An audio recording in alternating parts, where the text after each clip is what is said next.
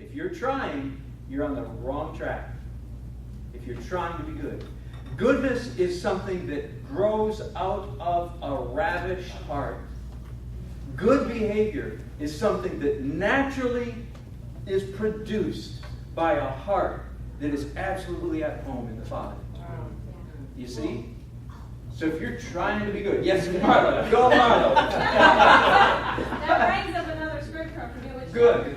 that he's comparing Moses to Jesus as the high priest, and that Moses completed the works of the high priest as a servant, but that Jesus was the high priest as a son in his Father's house. Yeah. I mean, oh my gosh, we've just been... Hebrews 3. So the other thing that was coming through my mind was that... Go Marlo. Well, you know, Stand up. the one little clip from Passion of Christ movie that really hit me when I saw it for the first time was when Jesus said, "It is finished." It was so powerful to me that there's nothing else that has to be done. Nothing. It's done. And I've been singing that hymn a lot. Jesus paid it all. And then I realized, wait, I need to change the second line. Yeah. So now I'm singing it. Jesus paid it all, none to him Go girl. Isn't that good? Do y'all hear that? Yes. Do you hear that with the old ears? Yes. The old ears now. And none of that, I mean, by the way, again, Nancy's, we've had our faces kind of rubbed in it in the last couple of weeks. The old hymn books were full of hymns about how good I am, how good I'm going to be. Or need to be. True to the master I will ever be. Da, da, da, da, da, da, da, da. Or the knowledge is. Give it up. Yes, Shelley. And obviously, the fear is if you don't write nothing, you won't do anything for God. You just be lazy and go your own way. Right. But it's kind of like you get so filled up. If you didn't pour out, you would explode. Yeah, there you go. It's kind of like a Good words explosion. come out. That's right. You can't stop. When your heart is completely captured by your Papa's love for you, you can't stop good stuff from coming out of you.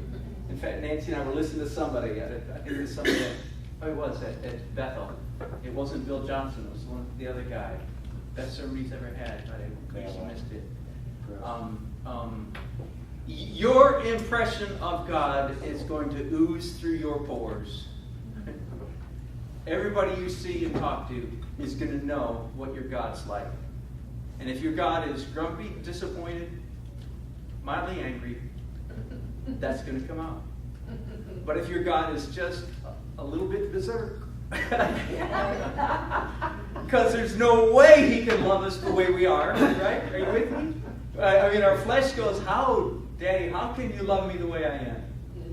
But if that's my God, then that comes out. You know, and don't please understand, I have my moments, I do. You know, I had a big one Friday. Just a struggle, and I hated it. But at least I had the sense of mind, a sense of presence to know I am not in the spirit right now. You know? And I was fighting and trying to claw my way back into Daddy's heart. No, Father, you know all about this. You're still carrying me and caring for me, all that stuff. You know, and eventually, before the end of the day, I was good again. My daddy loved me, and all was right with the world. But I don't want you to give the impression that we don't have struggles. Absolutely, we do. You know, and I can choose right here. You can choose to go into the flesh or into the spirit. Just don't do it. But you can decide to start thinking about all the things you have to worry about. All the regrets you have, all the disappointments, all the fears and anxieties and stress about the future. And, it's like, this way there be dragons. Just go down that path, and it's just not... As soon as you say that. Yeah, exactly. It doesn't do any good, does it? Or we can... Everybody. Exactly. Our minds already start going that way. But the good news is what? The good news is what we're talking about. If God has loved us so much that he gave his son for us, how will he not also, along with him, graciously give us all things? Yes, Gary. Pat and I are reading a book right now called How to Stop the Pain by Jim Richards. And it's subtitled, pain is inescapable, suffering is optional.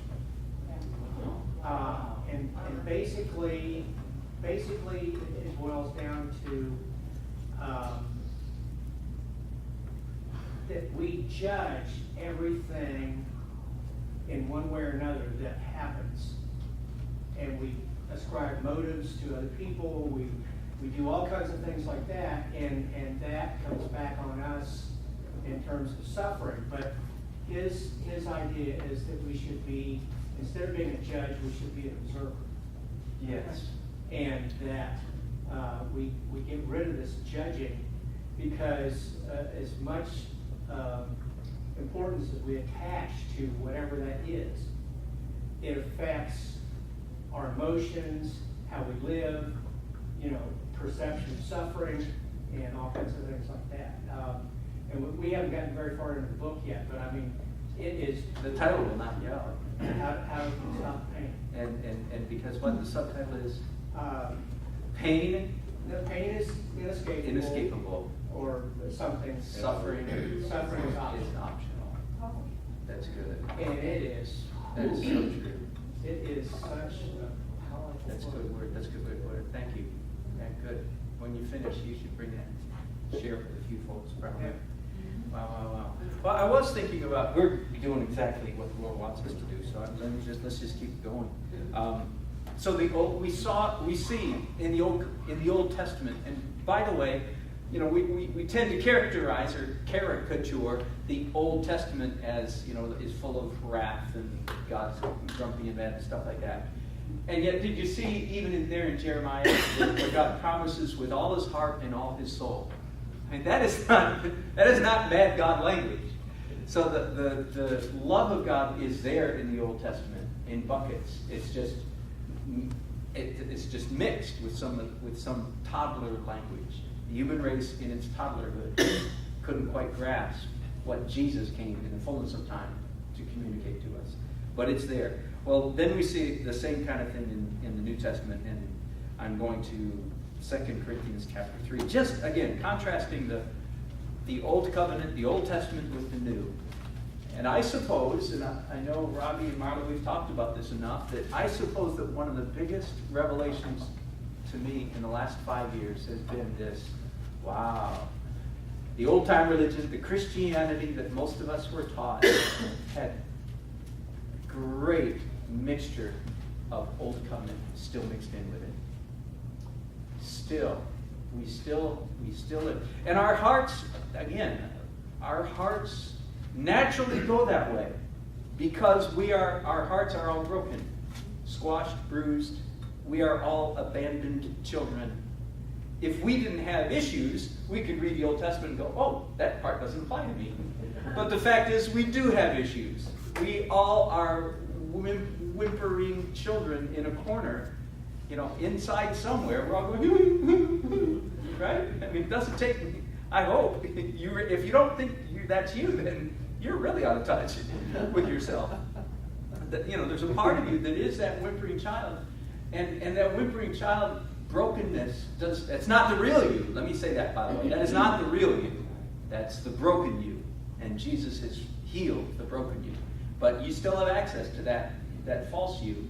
And it doesn't take very many Old Testament wrathful words to make that whimpering child, to stoke that fire and make, right? So that's why when we start bringing in a little bit of Old Covenant, Old Testament into the New, we're really, really in trouble. Well, one of the greatest, a couple of places in the New Testament that describe this process. One we've read so many times, 2 Corinthians chapter 3 is Paul's glory chapter. But if the ministry of death, that makes you laugh. He calls the Old Covenant the ministry of death. And, how many of you feel called to the ministry of death? God has called me into the ministry. It's the ministry of death. If the ministry of death engraved on stones came with glory, it did come with glory. So much so that the sons of Israel couldn't even look intently at Moses because of the glory on his face, even though it was already fading. How much more? How shall the ministry of the Spirit, how could it fail to be even more glorious?